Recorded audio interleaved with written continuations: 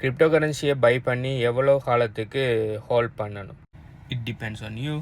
நீங்கள் எவ்வளோ காலத்துக்கு எதிர்பார்க்கிங்க, என்ன அளவுக்கு ப்ராஃபிட் எதிர்பார்க்கிங்கிற பொறுத்து. இப்போ நீங்கள் ஹோல்ட் பண்ணுற போகிறீங்கன்னு சொல்லிட்டு ஃபண்டமெண்டலி ராங்கான 4 கால் செல்ல பிராணிகள்ற கோயின்கள் அப்படி இல்லாட்டி மீம் கோயின்களில் போய் ஹோல்ட் பண்ணிங்கன்னு சொன்னால் உங்களை மாதிரி முட்டாள் யாரும் இல்லை. ஓகே, ஸோ ஹோல்ட் பண்ண போகிறீங்க, லாங் டைம் ஹோல்ட் பண்ண போகிறீங்கன்னு சொன்னால் ஃபண்டமெண்டலி ஓகேயான நான் தான் ரெக்கமெண்ட் பண்ண பிட்காயினை தவிர வேறு எதுலேயும் போகாதீங்க. ஏன்டா காயின் மார்க்கெட் கேப்பில் டாப் 10க்குள்ளே இல்லை டாப் 100க்குள்ளே இருக்கிற காயின்கள் எவ்ரி 5 இயருக்கு ஒருக்கா மாறிட்டே இருக்கும். அதாவது கண்டினியூஸாக மாறிட்டே இருக்கும்.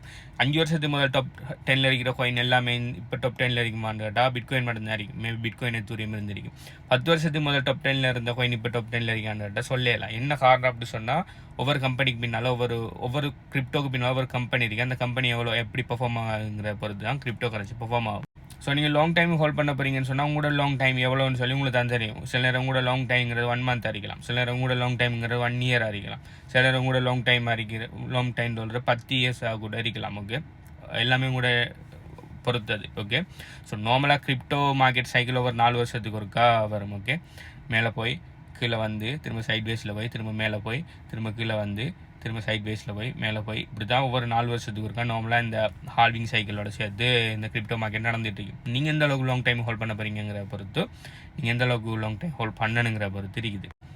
எந்த அட்வைஸ் என்னன்னா, எவ்வளோக்கு உங்களால் ஏழுமோ டாலர் காஸ்ட் அவரேஜ் பண்ணி பிட்காயின் எத்தூரியத்தை ஹோல்ட் பண்ணுங்கள். அதை தவிர்த்து வர எந்த கோயினையுமே நான் லாங் டைம் ஹோல்ட் பண்ண சொல்ல மாட்டேன். பட் ட்ரேட் பண்ணணுன்னா எந்த கோயினும் வேணாலும் ட்ரேட் பண்ணுங்கள். ஆனால் ஃபண்டமெண்டலி ஓகேயான நல்ல கோயினில் ட்ரேட் பண்ணினா உங்களுக்கு நல்ல வேண்டாம். மார்க்கெட் கிரேஷ் ஆகினாலோ கரெக்ஷன் ஆகினாலோ ஃபண்டமெண்டலி ஓகேயான கோயின் மேலே வந்துடும் கொஞ்சம் காலத்தில்.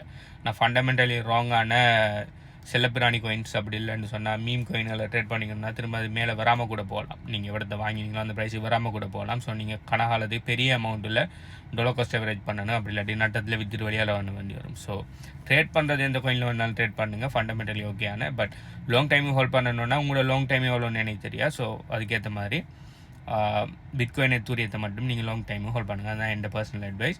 ஸோ எவ்வளோ காலம்ங்கிறது அது நீங்கள் எவ்வளோ காலத்துக்கு ஹோல்ட் பண்ண போகிறீங்கிறது உங்களோட பர்சனல் ப்ரெஃபரன்ஸ். அது நான் இவ்வளோ தான் நீங்கள் லாங் டைமில் எவ்வளோ ஹோல்ட் பண்ணுறது நான் எதுவுமே சொல்லலை. இதை பற்றி மற்றாக்கள் என்ன நினைங்கன்னு சொல்லி கீழே கமெண்ட் பண்ணுங்கள். பை.